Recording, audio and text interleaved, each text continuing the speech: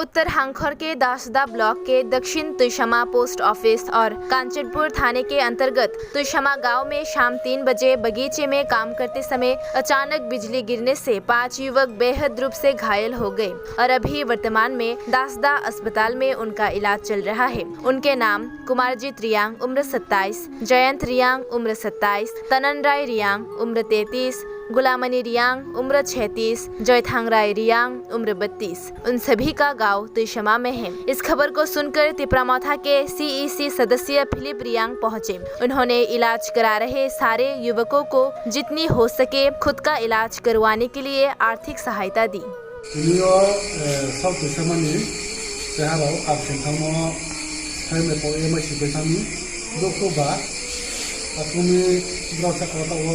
doctor की date और doctor नरिया दो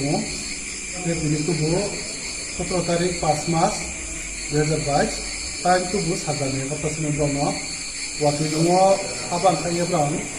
आबानी काटने सुनिए ब्रह्म साराव हुतरी साराव साकाव नबर फाइसा है कॉमन लोग न ब्रह्म खुब बाबा पार खुबले बैठा क्या हो सियागन हा का बखे ब्रह्म फिर ब्रह्म क्या सिबेगा ब्रह्म क्या सिबेने को खाई ब्रह्म तंके ते ब्रह्म तो सिबेता सिपेखे लगो लगो ब्रह्म ब्रह्म ने को लिंगा पाया ब्रह्म महा पारा को